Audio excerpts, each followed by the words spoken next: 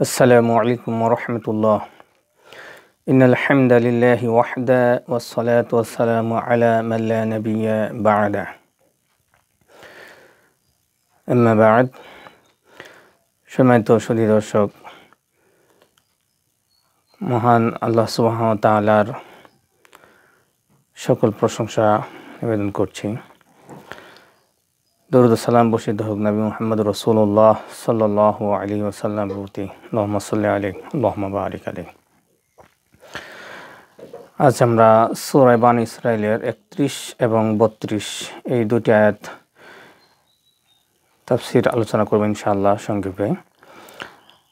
এই আয়াত দ্বয় আল্লাহ সুবহানাহু ওয়া তাআলা যে বিষয়ে আলোচনা করেছেন তা হলো গর্ভপাত ও জেনা ব্যভিচার সম্পর্কে। আসুন আল্লাহ সুবহানাহু ওয়া তাআলা এ বিষয়ে আমাদেরকে যে সতর্কবার্তা দিয়েছেন তা আমরা শুনে বুঝে নিজের জীবনে আমল তথা বাস্তবায়ন করার জন্য সচেষ্ট হয়ে আল্লাহ পাক আমাদের তৌফিক এনায়েত করুন, আমিন। আউযু বিল্লাহি মিনাশ শাইতানির রাজীম। বিসমিল্লাহির রহমানির রহিম। ولا تقتلوا أولادكم خشية إملاق نحن نرزقهم وإياكم إن قتلهم كان خطأ كبيرا। আল্লাহ সুবহানাহু ওয়া তাআলা ইরশাদ করছেন, ওয়ালা তাকতুলু আওলাদাকুম, তোমরা তোমাদের সন্তানদের হত্যা করো না। খাশিয়াতা ইমলাক, দারিদ্র্যের ভয়ে। নাহনু নারযুকুহুম, কারণ আমি তাদেরকে রিজিক দিয়ে থাকি। ওয়া ইয়্যাকুম, এবং তোমাদেরকেও রিজিক আমি দিয়ে থাকি। ইন্না কাতলাহুম কানা খিতআন কাবীরা, নিশ্চয়ই তাদের হত্যা করা বা গর্ভপাত করা এটা হলো মহাপাপ। এই আয়াতে কারিমে আল্লাহ সুবহানাহু ওয়া তাআলা সন্তান হত্যা, বিশেষত ভ্রূণ হত্যা তথা সন্তান মায়ের গর্ভ মধ্যে থাকতেই তার গর্ভপাত করানো বা ভ্রূণ হত্যা কিংবা সন্তান ভূমিষ্ঠ হওয়ার পরে হত্যা, যেমনটা জাহেলি যুগের মানুষেরা করে থাকতো, এই সমুদয় হত্যাকাণ্ড মহান আল্লাহর কাছে অত্যন্ত গর্হিত এবং জঘন্য অপরাধ। যে কোনো হত্যাকাণ্ডই তো অপরাধ, কিন্তু এই সন্তান হত্যা এটা আরও বেশি জঘন্যতম অপরাধ। আসুন তাফসীর ইবনে কাসির আয়াতের তাফসীর কি বলা হয়েছে আমরা সেটা একটু দেখে নেই। ইবনে কাসিরের ভিতরে বলা হয়েছে যে উল্লেখিত আয়াত দ্বারা প্রমাণিত হয় যে পিতামাতা তাদের সন্তানদের প্রতি যে দয়া বা অনুগ্রহ দেখায় তার চেয়ে অনেক বেশি দয়াশীল হচ্ছেন আল্লাহ সুবহানাহু ওয়া তাআলা তার বান্দার প্রতি। কারণ তিনি সন্তান হত্যা করতে বা ভ্রূণ হত্যা করতে তথা অ্যাবর্শন বা গর্ভপাত করতে কঠোরভাবে নিষেধ করেছেন। জাহিলি যুগে কন্যাদেরকে, বিশেষ করে শিশু কন্যাদেরকে তারা মিরাস বা উত্তরাধিকার থেকে বঞ্চিত করত, এটা দিতে চাইতো না, এবং অনেকে হত্যা পর্যন্ত করত। তাদেরকে বোঝা মনে করতো, অর্থাৎ পারিবারিক একটা ঝামেলা, মেয়ে মানেই তারা মনে করতো যে একটা ঝামেলা, এই আশঙ্কায় তারা হত্যা করে ফেলতো। নাউযুবিল্লাহ। আল্লাহ সুবহানাহু ওয়া তাআলা এই দুটি জঘন্য কাজ, অর্থাৎ মেয়েদেরকে মিরাস বা ওয়ারিসি সম্পত্তি থেকে বঞ্চিত করা এবং হত্যা করা, এই দুটাই অত্যন্ত জঘন্যতম কাজ বলে আল্লাহ পাক এই আয়াতে কঠোরভাবে নিষেধ করেছেন। তিনি বলেছেন, ওয়ালা তাকতুলু আওলাদাকুম খাশিয়াতা ইমলাক, তোমরা তোমাদের সন্তান হত্যা করো না খাদ্যের ভয়ে কিংবা দারিদ্রতার ভয়ে। আর কারণ হিসেবে আল্লাহ পাক নিজে বলছেন নাহনু নারযুকুহুম ওয়া ইয়্যাকুম, তাদেরকে এবং তোমাদেরকে আমি তো রিজিক দিয়ে থাকি। অর্থাৎ আল্লাহ যেন অনেক অবাক হয়ে বলছেন যে রিজিক তো দেই আমি, কিন্তু তোমরা কিসের জন্য বা কোন পাওয়ারে তাদেরকে তোমরা হত্যা করতে পারো, কোন অধিকার বলে তোমরা এই কাজটা করতে পারো? তোমাদের তো এক্ষেত্রে কোনো অধিকারই নাই। অত্র আয়াতে কারিমায় আল্লাহ সুবহানাহু ওয়া তাআলা সন্তানকে রিজিক দানের বিষয়ে প্রথম উল্লেখ করেছেন। অর্থাৎ তাদেরকে বলে সন্তানদেরকে আল্লাহ মিন করেছেন এবং এটা প্রথমে বলছেন যে তাদেরকে আমি রিজিক দিয়ে থাকি।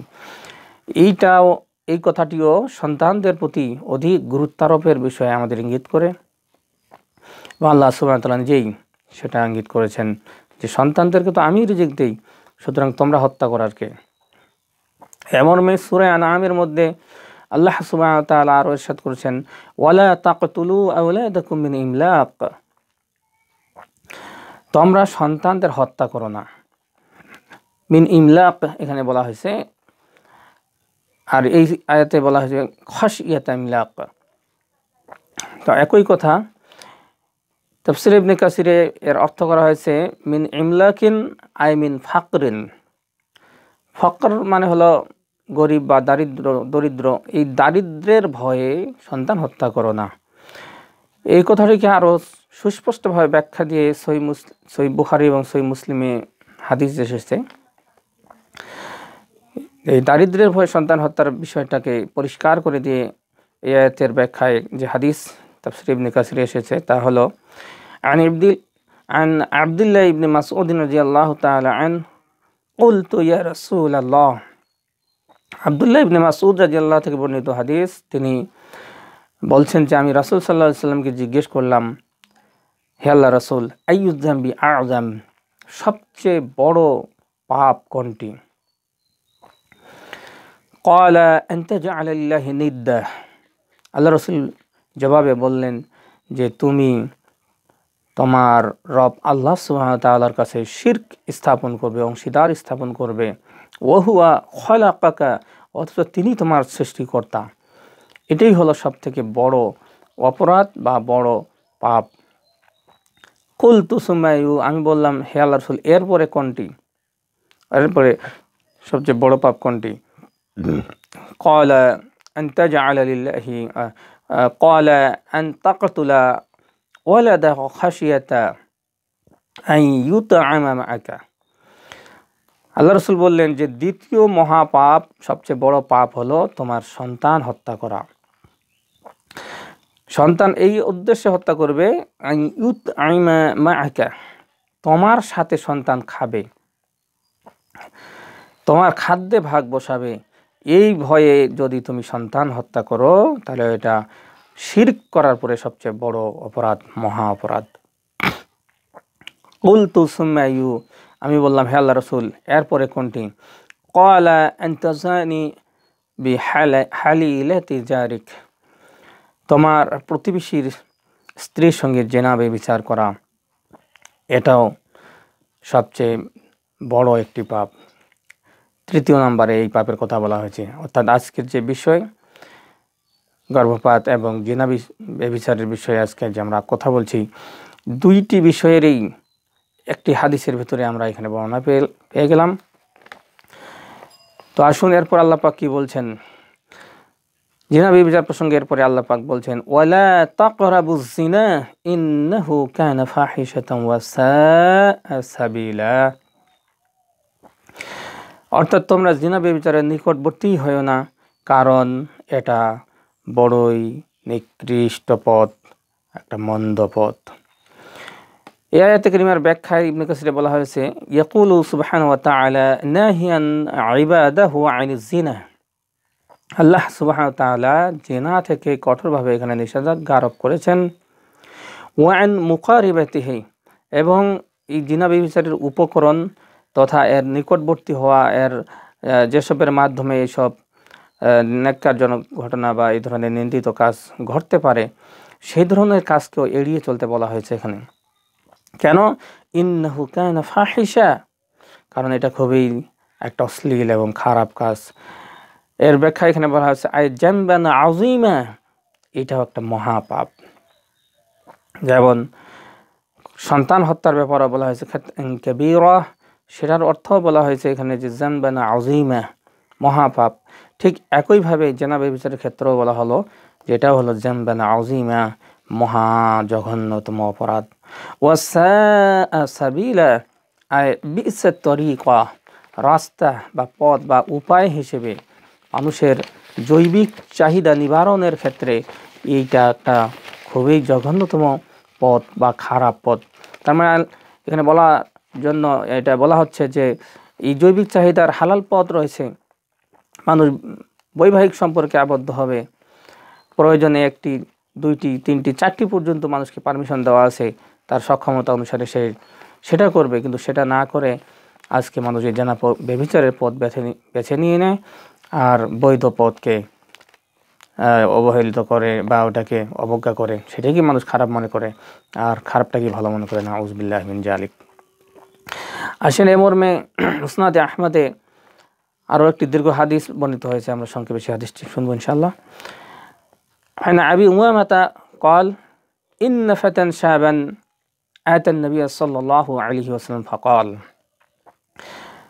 আবি উমামা থেকে বর্ণিত হাদিস, তিনি বলছেন যে একটা যুবক রাসূলুল্লাহ সাল্লাল্লাহু আলাইহি সাল্লামের কাছে এসে বলল, ইয়া রাসূলুল্লাহ, হে আল্লাহর রাসূল, ইযিল্লি বিজিনা, আপনি আমাকে জিনার পারমিশন দেন, জিনার বা ব্যভিচারের জন্য অনুমতি দেন।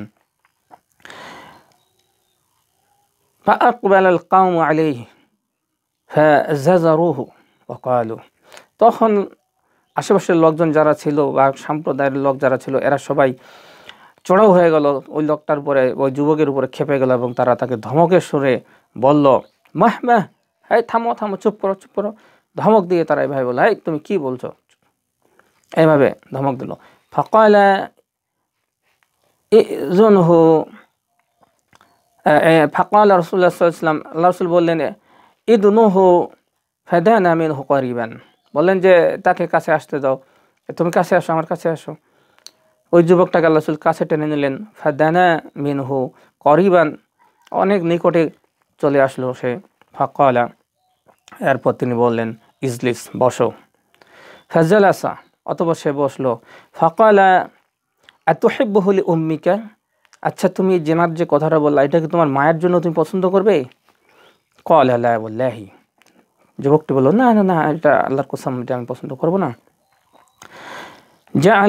জাআলানি আল্লাহু ফিদাক, ক্বাল, বলল আল্লাহ আপনার জন্য আমাকে উৎসর্গ করুক। এবার নবীজি বললেন, ওয়ালান নাসু ইউহিব্বুনাহু লিউম্মাহাতিহিম, হ্যাঁ কোনো মানুষই তার মায়ের ব্যাপারে এই জেনা পছন্দ করে না। ক্বালা আতুহিব্বু লি ইবনাতিক, তুমি কি তোমার মেয়ে বা তোমার কন্যার ব্যাপারে এই জেনার বিষয়ে তুমি পছন্দ করবে? ক্বালা লা ওয়াল্লাহি ইয়া রাসূলুল্লাহ, বলে হ্যাঁ আল্লাহ রাসূল, আল্লাহর কসম আমি পছন্দ করব না। জাআলানি আল্লাহু ফিদাকা, আল্লাহ পাক আপনার জন্য আমাকে কুরবান করুক। ক্বালা ওয়ালান নাসু ইউহিব্বুনাহু লিবানাতিহিম, আল্লাহ রাসূল বললেন যে কোনো মানুষই তার সন্তানের ব্যাপারে এটা পছন্দ করবে না, তার কন্যার ব্যাপারে এটা পছন্দ করবে না। ক্বালা তুহিব্বুহু লিউখতিক, আল্লাহ রাসূল বললেন তুমি কি তোমার বোনের ব্যাপারে এটা পছন্দ করবে? ক্বালা লা ওয়াল্লাহি জাআলানি আল্লাহু ফিদাক, লোকটি বলল যে না আল্লাহর কসম, এটা আমি পছন্দ করব না, আল্লাহ আপনার জন্য আমাকে কুরবান করুক। ক্বালা ওয়ালান নাসু ইউহিব্বুনাহু লিআখাওয়াতিহিম, আল্লাহ রাসূল বললেন কোন মানুষই তার বোনদের ব্যাপারে এটা পছন্দ করবে না। ক্বালা তুহিব্বুহু লিআম্মিক, আল্লাহ রাসূল বললেন তুমি কি তোমার চাচি বা ফুফুর ক্ষেত্রে এটা পছন্দ করবে? ক্বালা লা ওয়াল্লাহি, লোকটি একইভাবে বলল যে আল্লাহর কসম আমি এটা পছন্দ করি না। ক্বালা ওয়ালান নাসু ইউহিব্বুনাহুম লিআম্মাতিহিম, আল্লাহ রাসূল বললেন যে কোনো মানুষই এটা পছন্দ করে না। ক্বালা তুহিব্বুহু লিখালাতিক, তুমি কি তোমার খালার ব্যাপারে এটা পছন্দ করবে? ক্বালা লা ওয়াল্লাহি জাআলানি আল্লাহু ফিদাক, লোকটি একইভাবে বলল যে আল্লাহর কসম আমি এটা পছন্দ করি না, আল্লাহ পাক আপনার জন্য আমাকে কুরবান করুক, অর্থাৎ আপনার কথা মানতে আমি বাধ্য। ক্বালা ওয়ালান নাসু ইউহিব্বুনাহু লিখালাতিহিম, আল্লাহ রাসূল বলেন হ্যাঁ কোনো মানুষই তার খালার ব্যাপারে এটা পছন্দ করে না। ক্বালা ফাওয়াদা ইয়াদাহু আলাইহি। বর্ণনাকারী বলছেন যে এবার আল্লাহ রাসূল তার হাত ধরলেন, তার হাতে হাত রাখলেন। ওয়াকালা, অতঃপর বললেন, আল্লাহুম্মা গফির যামবাহু ওয়া তাহহির কলবাহু ওয়া হাসসিন ফারজাহু। তিনটি দোয়া আল্লাহ রাসূল তার জন্য করলেন যে হে আল্লাহ, তাকে তুমি ক্ষমা করো, তার অপরাধ ক্ষমা করে দাও, তার অন্তরকে পবিত্র করো এবং তার যৌনাঙ্গকে হেফাজত করো, সুন্দর রাখো। ক্বালা ফালাম ইয়াকুন বা'দা যালিকা আল ফাতা ইয়ালতাফিত ইলা শাই। রাবী বলেন যে এই যুবক এরপর থেকে আর কারো দিকে এই ধরনের খারাপ দৃষ্টিও কারো দিকে দিত না। আরেকটি হাদিস এসেছে, আম্মার ইবনে নাসর রাহমাহুল্লাহ বর্ণনা করেছেন, মা মিন জামবিন বা'দা শিরক আ'যামু ইনদাল্লাহ মিন নুতফাতিন ওয়াদাহা ফি রাহমিন লা ইয়াহিল্লু লাহু। আল্লাহ রাসূল বলেছেন, শিরকের পরে সবচেয়ে বড় গুনাহ হলো যে তোমার নুতফা, তোমার বীর্যকে এমন জায়গায় তুমি, এমন গর্ভে তুমি ফেলাবে যা তোমার জন্য বৈধ নয়, অর্থাৎ জেনা। এই জেনা ব্যভিচার সম্পর্কে ভয়ানক সতর্কবাণী আল্লাহ রাসূল ইরশাদ করেছেন। এই জন্য আসুন সকলে এই দুটি গর্হিত নিন্দিত অপরাধ থেকে আমরা সকলে বেঁচে থাকার চেষ্টা করি। মহান আল্লাহ তৌফিক দান করুক, আমিন। ওয়া আখিরু দাওয়ানা আনিল হামদুলিল্লাহি রাব্বিল আলামিন। আসসালামু আলাইকুম ওয়া রাহমাতুল্লাহ।